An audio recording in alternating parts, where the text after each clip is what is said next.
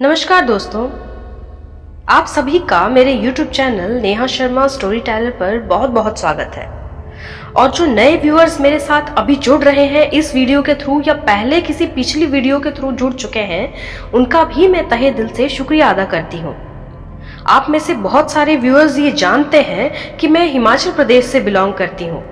आज आपके लिए मैं लेकर आई हूँ मेरे प्यारे हिमाचल, जिसको लोग देवभूमि भी कहते हैं, वहाँ के एक बहुत प्यारे कुल्लू जिले की एक कहानी आपके सामने मैं पेश करना चाहती हूँ। मैं उम्मीद करती हूँ ये आपको कहानी बहुत बहुत बहुत पसंद आएगी। और अगर ये कहानी आपको पसंद आए तो बस एक छोटा सा लाइक और सब्सक्राइब जरूर कर दीजिएगा। हिमाचल प्रदेश के कुल्लू में देवदार का एक ऐसा पेड़ मौजूद था जो देखने में ऐसा लगता था मानो उल्टा खड़ा हो। बताया जाता है कि इस पेड़ की उम्र करीब 5000 साल है। वैसे इस पेड़ की तरह कई पेड़ दुनिया में और भी कई हिस्सों में मौजूद है, मगर मान्यता तो मान्यता है।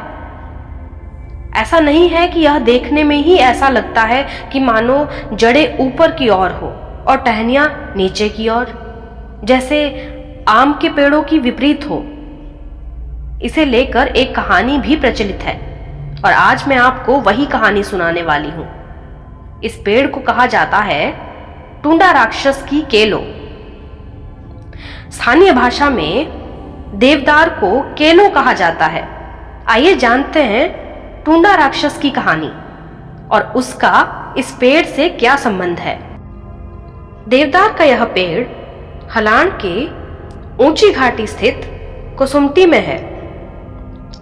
फाल्गुन महीने में इस पेड़ के नीचे फागली मेला होता है। इस मेले में टुंडा राक्षस एक पात्र होता है।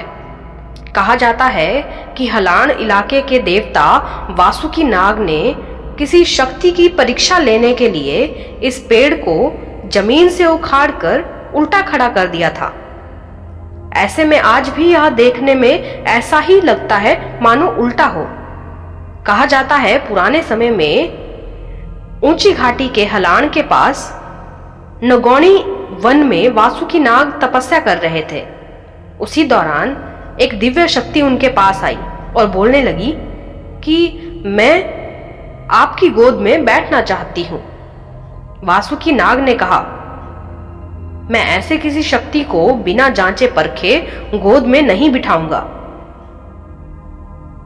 इस पर देवता ने उस शक्ति की परीक्षा लेने के लिए सामने उगे देवदार के पौधे को उखाड़कर जमीन पर उल्टा करके गाड़ दिया।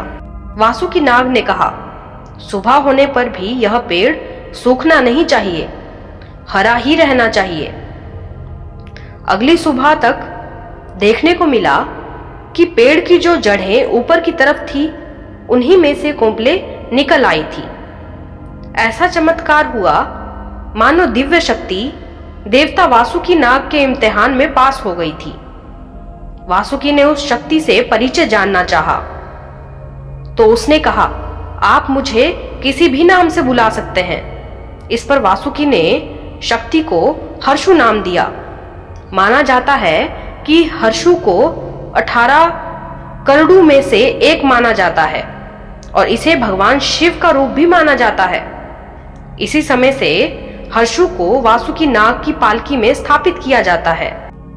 बताते हैं कि जिस दौर में यहाँ वासुकी नाग रहते थे, वहीं दूसरी ओर टुंडा नाम का राक्षस आतंक फैला रहा था। आसपास के सभी देवी देवता जब उसे वश में न कर सके तो वासुकी नाग से सलाह मांगने के लिए आए। वासुकी नाग ने कहा, टुंडा की शादी टिम्बर शाचकी नाम की राक्षसी से करवा दी जाए।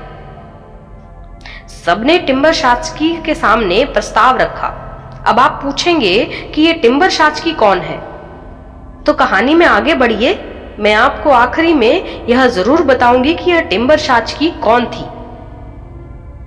प्रस्ताव के बदले टिम्बर शाचकी ने कहा, मैं तैयार तो हूं, मगर साल में एक बार इस उल्टे पेड़ के पास आऊंगी और इस दौरान मुझे खाने पीने का सारा सामान यहां पहुंचा दिया जाए। शर्त मान ली गई। टिम्बर शाचकी का विवाह टुंडा राक्षस से करवा दिया गया। मगर टुंडा राक्षस फिर भी नहीं माना। आखिर में वासुकी नाग ने टुंडा राक्षस को इस देवदार के पास बांध दिया। देवताओं के पुजारी कहते हैं कि इसी की याद में फागली उत्सव आज भी मनाया जाता है और सांकेतिक रूप में यह एक परंपरा के रूप में निभाया जाता है। अब आप जानना चाहेंगे कि यह टिम्बर शाचकी कौन थी और फिर उसके बाद उसका क्या हुआ। अब आपके मन में यह सवाल आ रहे होंगे कि यह टिम्बर शाचकी कौन थी, आखिर वह कहां से बीच में आई, कि उसका विवाह एक राक्षस से हो गया। ऐसा उसने क्या गलत किया था, किस चीज की सजा उसे दी गई कि उसका विवाह एक राक्षस से हो गया और वह राक्षस उसके विवाह के तुरंत बाद मारा गया। और उसके मरने के बाद उस टिम्बर राक्षसी के साथ या टिम्बर शाचकी के साथ क्या हुआ। इन्हीं सभी सवालों के जवाब जानने के लिए आपको मेरी दूसरी वीडियो को जरूर देखना होगा।